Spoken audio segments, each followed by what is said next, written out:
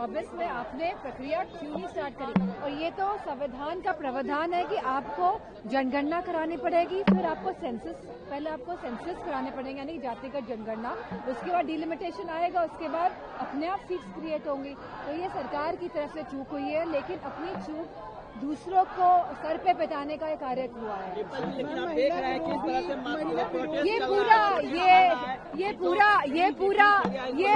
ये पूरा well planned है भारतीय जनता पार्टी द्वारा, क्योंकि वो जानते हैं कि समाजवादी पार्टी और सभी ऑपोजिशन पार्टीज ने मिलकर महिला आरक्षण बिल को 2023 में पास कराया था।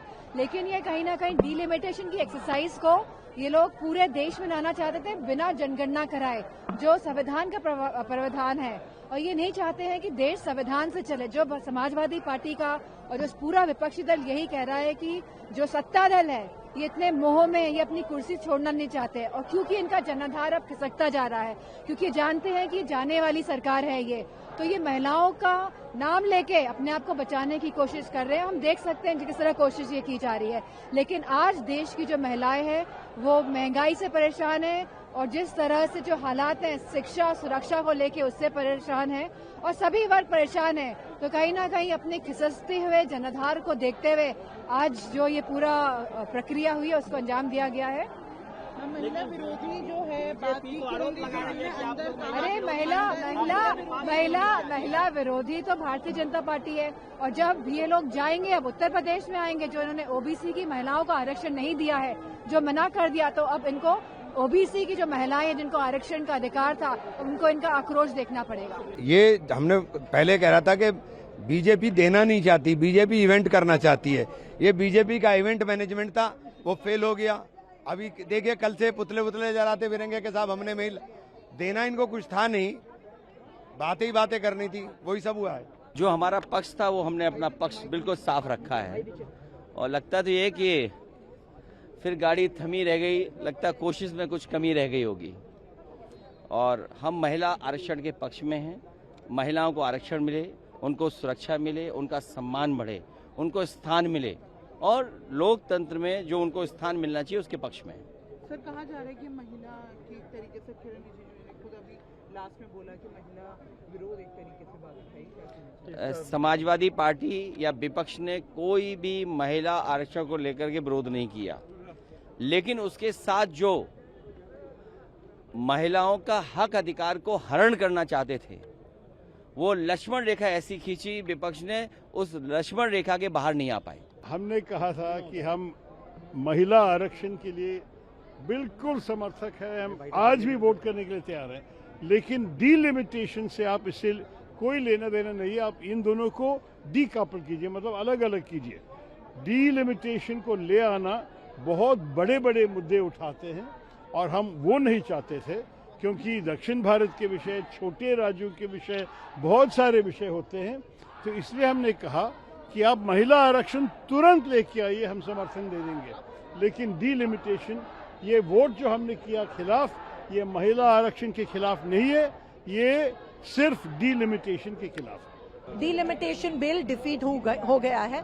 महिला बिल ये 2023 में पारित हुआ था, लेकिन इन्होंने बहुत बड़ा पाप किया है। 24 में महिला बिल लागू नहीं, आरक्षण लागू किया नहीं तो एग्जिस्टिंग 543 पे महिला आरक्षण लागू होता। आज जो बिल है वो डिलिमिटेशन का डिफीट हुआ है। पहली बार इस सरकार को हार के सामने जाना पड़ा, उनके चेहरे देखने लायक थे, और वो 2/3 मेजोरिटी उनको नहीं मिल पाई। और आज हम बार बार मांग कर रहे थे कि डिलिमिटेशन और महिला आरक्षण बिल को मत जोड़िए, लेकिन ये जो पाप किया है, अन्याय, वो उन्होंने देश की महिलाओं पे किया है, और आज उनको भुगतना पड़ेगा। 2/3 मेजोरिटी नहीं मिल पाई, बीजेपी सरकार की डिफीट हुई। डिलिमिटेशन जो देश की अखंडता को धोखे में डाल रहा था, वो बिल आज डिफीट हुआ। जो देश को तोड़ने की कोशिश कर रहे हैं वो उनके खिलाफ गया है, बिल डिफीट हो गया है, और ये बीजेपी के अंत की शुरुआत है। It is the win of South India. It is the win of the opposition parties.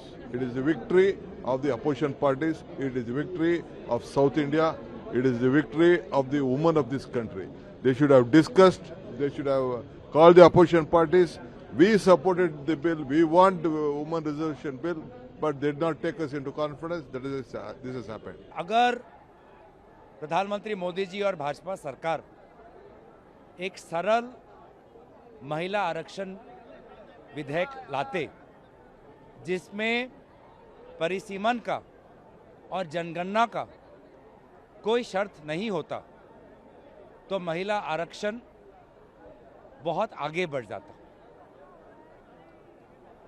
आज 2023 में महिला आरक्षण का जो कानून पारित हुआ सदन में और जिसको सरकार ने कल रात लागू किया नोटिफिकेशन के द्वारा, उस पर काम आगे होगा।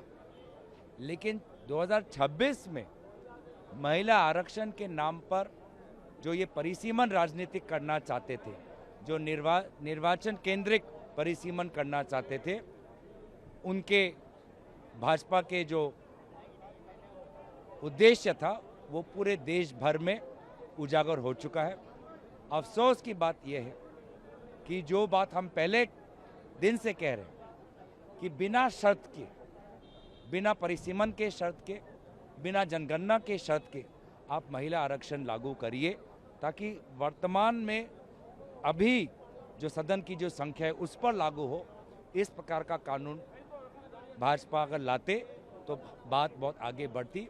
कहीं ना कहीं भाजपा को सिर्फ राजनीति करनी है, भाजपा को विपक्ष पर आरोप लगाना है, और इस प्रकार की जो राजनीति आज देश समझ चुका है। मैं समझती हूँ कि सत्ता पक्ष के लोग या तो पढ़ाई नहीं कर रहे या शायद जागरूक नहीं है, क्योंकि ये महिला बिल के विरोध में आज वोटिंग थी ही नहीं। जो 2023 का जो असल महिला बिल है, नारी शक्ति वंदन अधिनियम, वो आज भी इंटैक्ट है, आज भी स्टैंडिंग है। ये उसकी के संदर्भ में जो अमेंडमेंट लाई गई थी जिसमें ये डिलिमिटेशन को अपने मन मुताबिक करने का इनका एजेंडा था, इलेक्टोरल मैप को देश के अपने हिसाब से चेंज करने का जो एजेंडा था, वो फेल हुआ है और उसकी हमें खुशी है। हम महिलाओं के आड़ में हमारा नाम लेके, हम नहीं चाहते कि बीजेपी अपनी राजनीतिक रोटियां सेके, तो उसका ये विरोध हुआ है, वो बिल खारिज हुआ है। जो महिला बिल है वो आज भी इंटैक्ट है, और ये सरकार अगर इनकी नीयत सही है तो ये 2029 में 543 सीट पे 33% आरक्षण करे, ऐसा हमारी मांग है। और अगर ये नहीं करते हैं तो असल चेहरा किसका महिला विरोधी है वो सामने आ जाएगा।